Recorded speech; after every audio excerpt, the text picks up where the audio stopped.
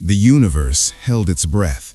There was no wind, no sound, even the distant hum of energy that typically vibrated through the atmosphere of this sacred world had gone completely still, as though existence itself had paused to witness something it had never prepared for.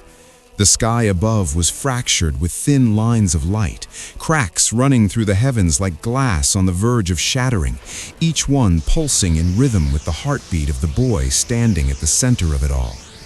Beerus, the god of destruction, the ancient and feared deity who had ended civilizations with the flick of his wrist, who had made entire pantheons tremble at the mere mention of his name, was pinned against a broken slab of rock. His robes were torn. His body, which had never known true vulnerability in millions of years, was pressed into the stone by a force so overwhelming that the ground beneath his feet had sunken several inches into the earth. His claws scraped weakly at the surface behind him, finding nothing to grip. His golden eyes, usually burning with arrogance and casual menace, were wide, genuinely wide, and within them, buried beneath layers of pride and fury, flickered something ancient and unfamiliar: fear. And the one responsible for placing that fear there was not a god, not an angel, not some immortal warrior from a forgotten era. It was Goten, son of Goku, a boy who until recently had been remembered most for his cheerful smile and his uncanny resemblance to his father. A boy who had spent his entire life standing in shadows so large they swallowed him whole. The shadow of a legendary father, the shadow of a prodigy older brother, the shadow of a legacy he had been handed at birth but never asked to carry. That boy was gone. The one who stood in his place moved with a terrifying, deliberate slowness. Each step he took toward Beerus was measured, unhurried, as though time itself was his to command. His eyes were the most unsettling part of him. They did not burn with wild rage or flicker with emotional instability. They were calm, disturbingly, completely calm, like the surface of a deep ocean moments before something colossal rises from beneath. In his right palm, a sphere of energy rotated slowly, its surface shifting between blinding white and a deep, consuming violet, the colors of something that did not belong to this world's natural order. The air around it bent and warped, and the space near his fingers appeared to pull inward, as though the energy was hungry. He raised it slowly, deliberately, aiming it toward the god of destruction's chest. His voice, when it came, was not the voice of a boy. It was low, precise, and utterly devoid of warmth. You stopped me once. You stood between me and everything I was reaching for. You made me feel small. But look at us now. I won't stop this time, and you will not survive it. It was not a declaration made in heat. It was a verdict, delivered by a judge who had already decided the outcome long before the trial began. The words fell across the battlefield like a death knell, and every single person present felt the weight of them settle into their bones. Vegeta stood several meters away, arms at his sides, and for once in his life, the Prince of all Saiyans had no words. His eyes moved over Goten's form with an expression that was not quite shock and not quite recognition. It was the look of a warrior who understood power at its most fundamental level, and what he was seeing did not fit inside any framework he had built over decades of battle. He had watched children grow into fighters. He had watched despair forge warriors. But this was something else, something that made even his pride-hardened instincts whisper a warning. Gohan could not keep still. He stepped forward, his voice breaking under the pressure of watching his little brother become something unrecognizable. Goten, listen to me. This isn't the answer. Whatever you're feeling right now, this isn't who you are. Come back to us. His fists were clenched so hard his knuckles had gone white, and his eyes were bright with unshed tears, because even as the words left his mouth, he could feel how hollow they sounded against the wall that Goten had built around himself. Krillin and Piccolo stood side by side, neither speaking. Piccolo's jaw was tight, his sharp eyes scanning Goten's body, his aura, the fluctuations of energy rolling off the boy in slow, crushing waves. As a former enemy turned mentor, Piccolo had seen darkness manifest inside warriors. He had felt it inside himself, but he had never seen it look like this controlled, this purposeful. Krillin simply stared, his hands trembling slightly at his sides, the thought running through his mind over and over again that the boy he had watched grow up, the boy he had trained alongside as part of their extended family, was standing there preparing to commit an act no one could undo. And then there was Goku. He stood apart from the others, and the expression on his face was something that none of them, not even Gohan, had ever witnessed in all their years of knowing him. It was not confusion, it was not even grief, though grief was folded inside it. It was the look of a man being torn open from the inside. His voice came out trembling, raw in a way that had nothing to do with power levels or transformation states. It came from somewhere far deeper than any of that. "Goten, please, look at me. Son, stop. Let him go. Don't do this. Please, don't do this." Goten did not turn. High above the mortal plane, inside the crystalline corridors of the Grand Priest's palace, the atmosphere was entirely different and somehow even more suffocating. The Grand Priest stood at the edge of the observation floor, his usually serene face carved into an expression of genuine conflict. His hands were clasped before him, but his knuckles had whitened. He stared down at the events unfolding below with the eyes of someone calculating the weight of every possible action and finding none of them satisfactory. His words left his lips barely above a whisper, meant only for himself. If this continues, Beerus dies, and when a god of destruction dies without a proper successor in place, the balance of Universe 7 fractures. The consequences ripple, stars collapse, timelines destabilize, entire systems could be swallowed before the correction mechanism engages. He paused, exhaling slowly. But if I intervene directly, if I step into a mortal conflict without Zeno's sanction? His gaze moved sideways to the small, round-faced figure seated on a floating throne nearby. Zeno, both versions of him, were leaning forward with their tiny hands pressed to their cheeks, eyes wide and gleaming with a childlike delight that had absolutely no concept of the catastrophe it was watching. One of them clapped. The sound of it was obscene against the tension of the moment. The Grand Priest unclenched his hands slowly. He could not move, and that helplessness for a being of his stature and authority was perhaps the most terrifying element in this entire unfolding disaster. Back on the battlefield, Goten's arm swung forward. The energy sphere left his palm not with the explosive roar of a conventional ki blast, but with a sound like reality tearing, a deep, resonant crack that split the air in every direction at once. The shockwave hit before the blast itself, a wall of pressure that swept across the battlefield and threw everyone off their feet simultaneously. Gohan crossed his arms over his face and slid backward across the cracked earth.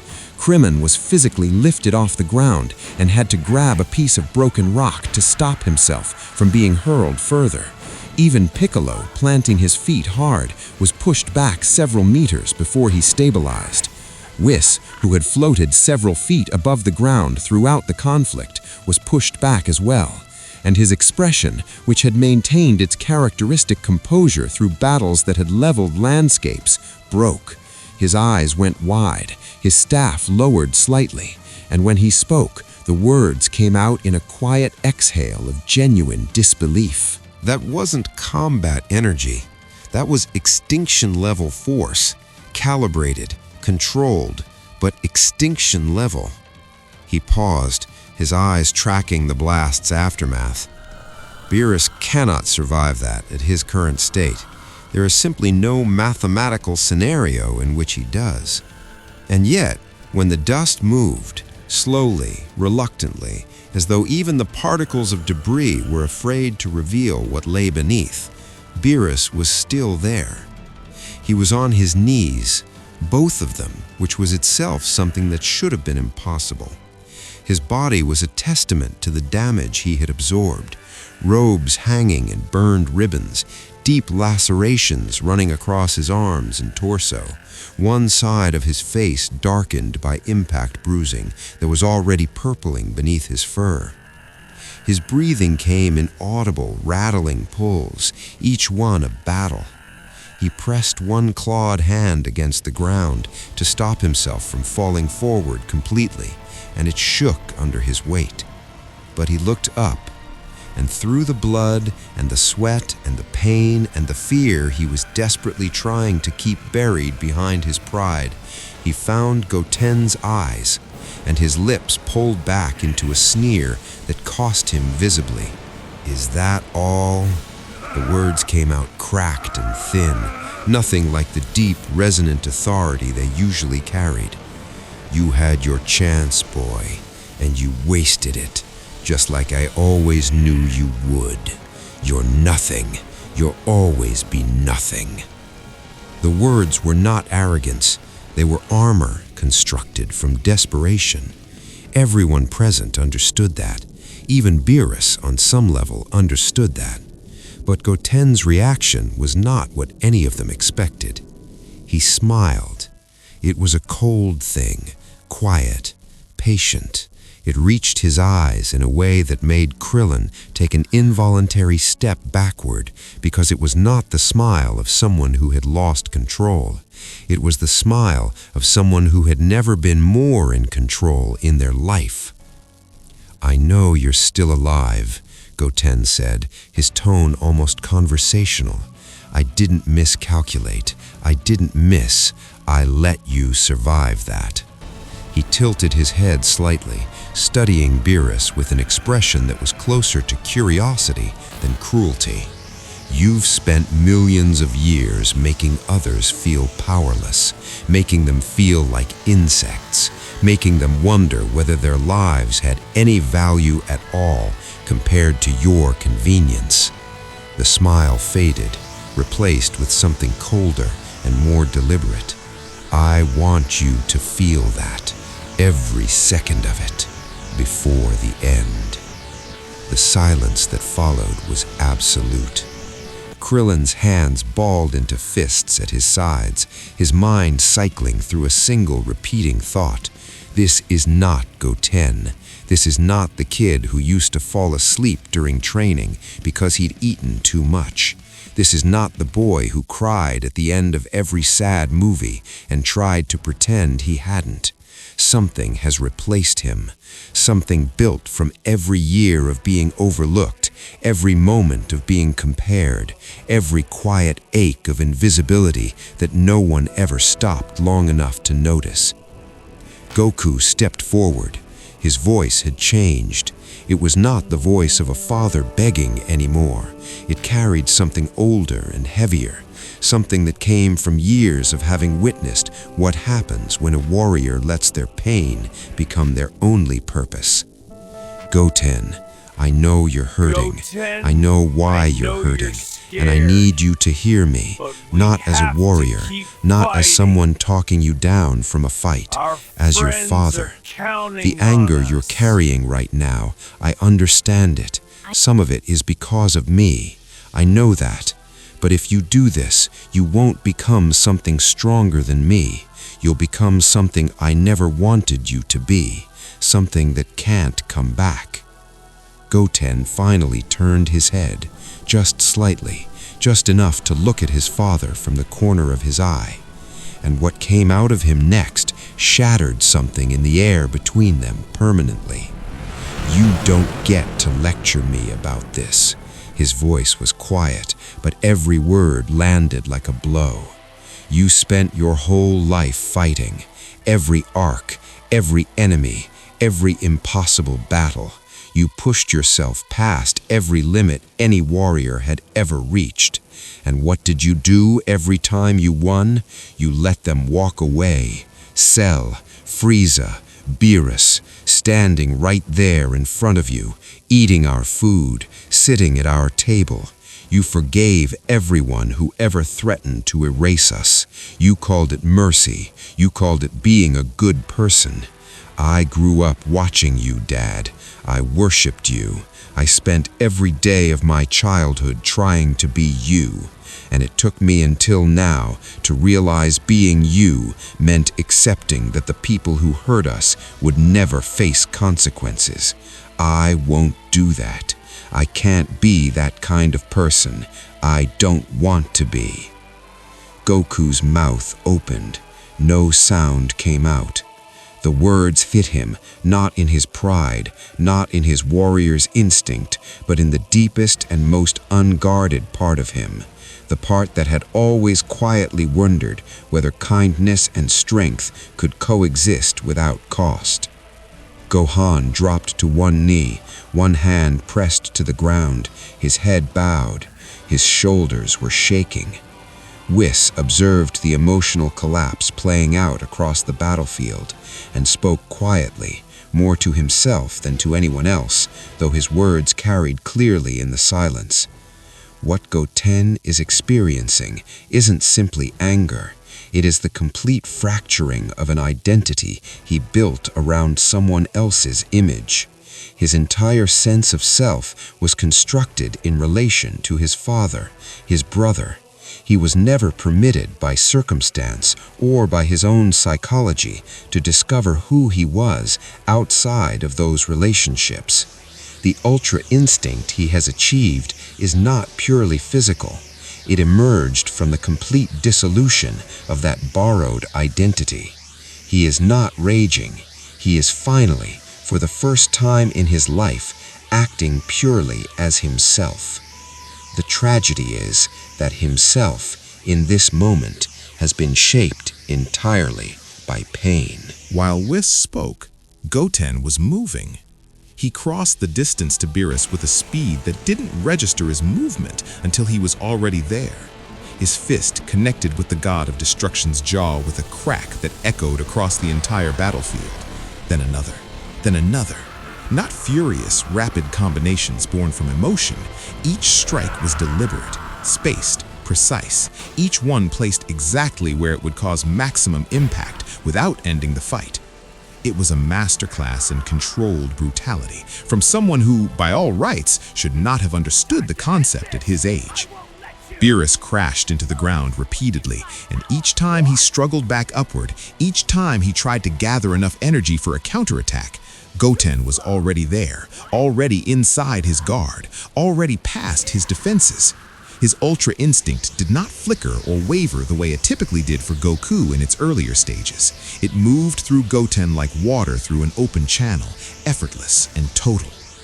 Across the cosmos, in the observation chambers of other universes, the other gods of destruction watched through their scrying orbs. Their reactions ranged from discomfort to amusement to something approaching unease.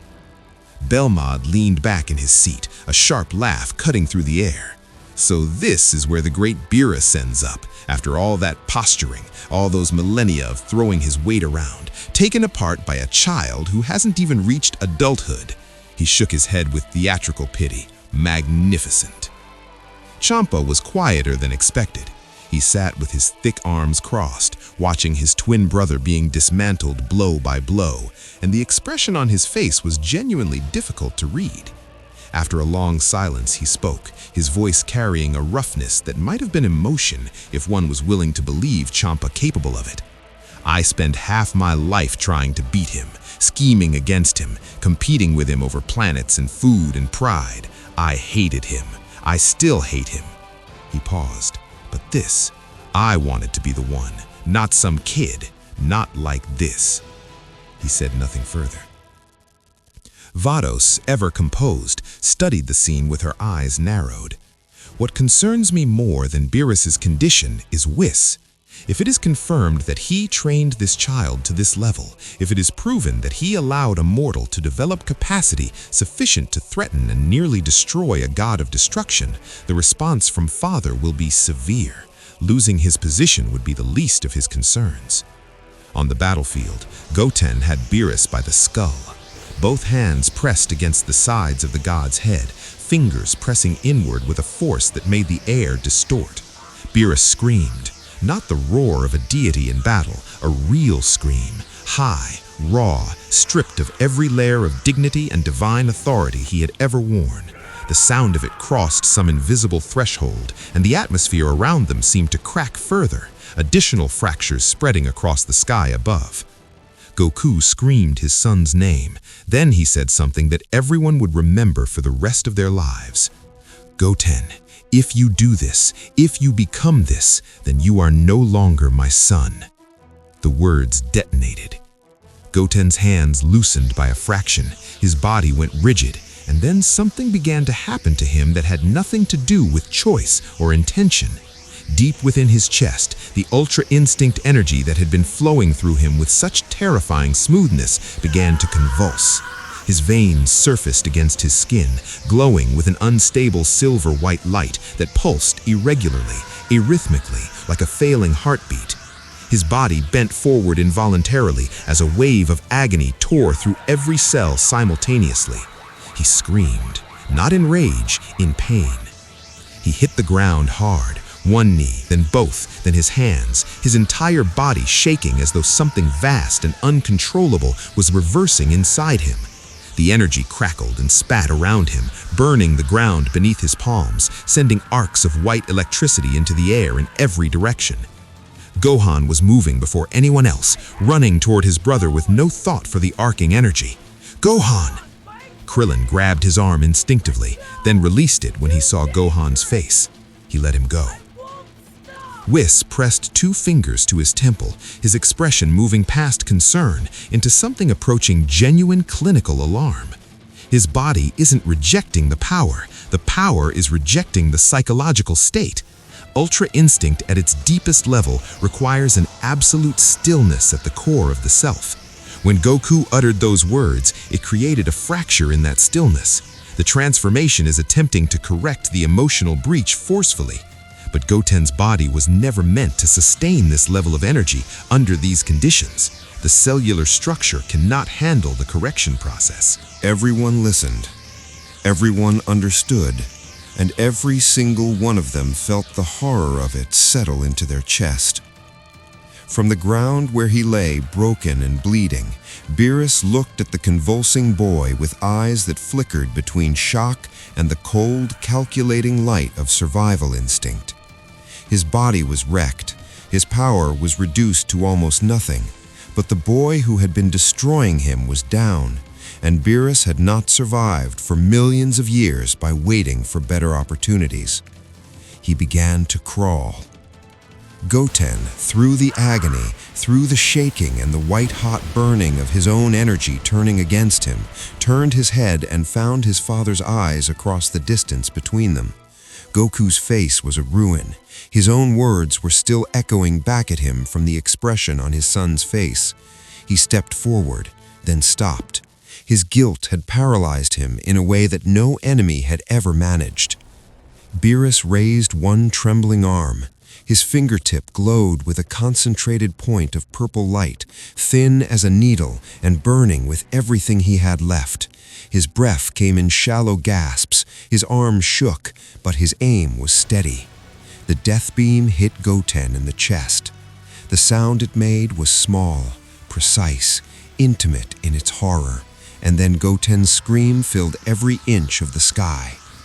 He collapsed backwards, the light around him sputtering and dying in uneven bursts, his body hitting the ground with a finality that stopped everyone's heart simultaneously. Blood spread from the wound. The silver glow of ultra instinct flickered once, twice, and then dimmed to almost nothing. Beerus fell forward onto his face and did not move again. Nobody moved. Then everyone moved at once. No, brother! Wake up! Please, wake up! Why? It's not fair! Over the wound, unable to do anything with them. His voice had abandoned coherence. Krillin pressed his hands over his mouth. Piccolo stood still, but his eyes were closed and his fists were clenched at his sides. Even Vegeta, who had turned his face away, was trembling in a way that had nothing to do with battle. Goku reached his son, and the sound that left him was not a word, and not a scream, and not a sob. It was all of those things layered on top of each other, compressed into something that had no name. He gathered Goten into his arms, pressing his son's head to his chest, one hand cupping the back of his skull, the way he might have when Goten was an infant.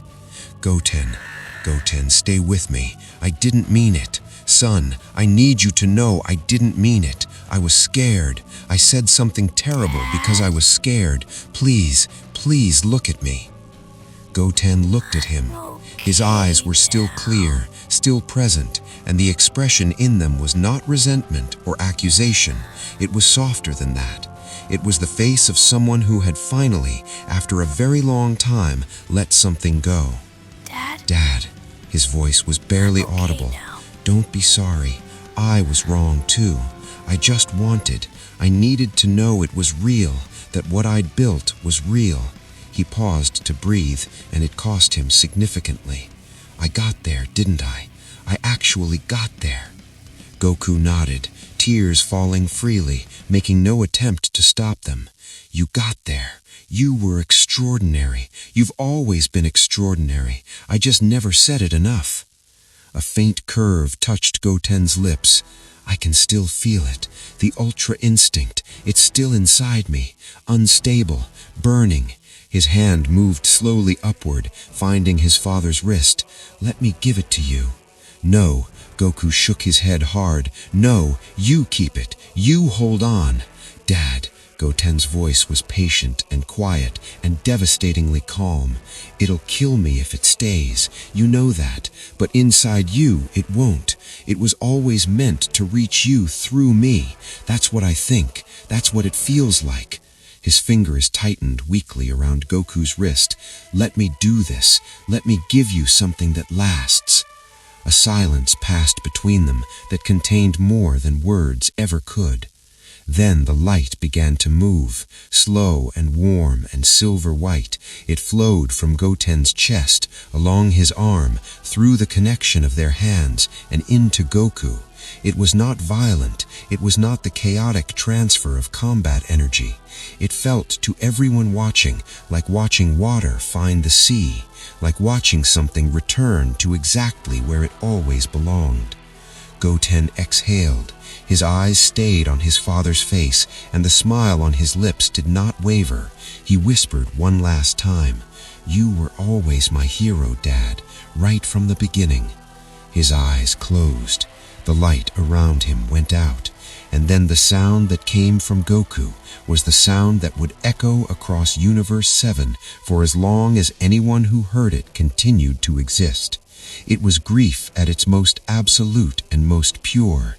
It shook the ground. It fractured the remaining sky. It made even the Kais in their distant realm pause and look toward its source without knowing why. Goku rose slowly, still holding Goten's form against him, and then gently, with enormous care, he laid his son down against the earth. He stood.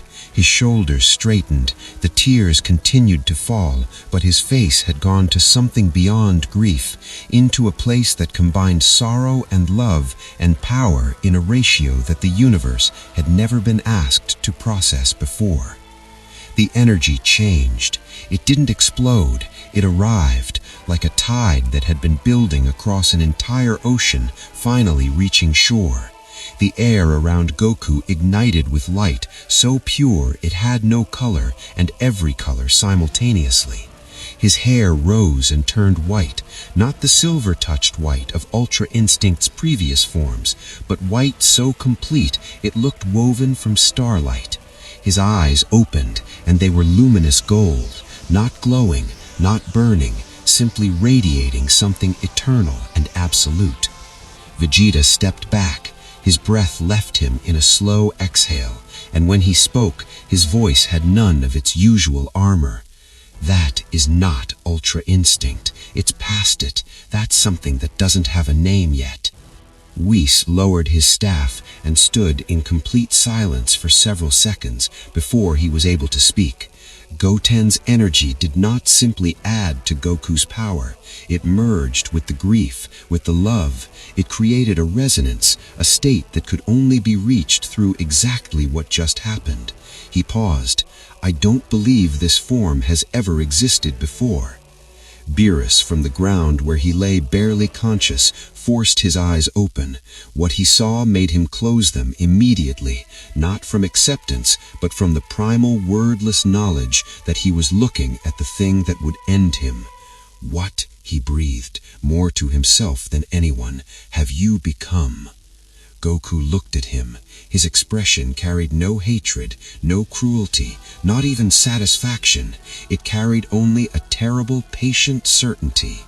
When he spoke, his voice carried that strange doubled quality of someone speaking from two places at once, from grief and from a place far beyond it. "You took my son from me, and I will not forgive that. But I want you to understand something before this ends." He paused. "He forgave you. In his last moment, he wasn't thinking about you at all. He was thinking about me." His voice fractured almost imperceptibly on the last word, then steadied again. "That's who he was. That's what you destroyed. And now I'm going to show you exactly what that life was worth." His first step towards Beerus cracked the ground from where he stood to the horizon.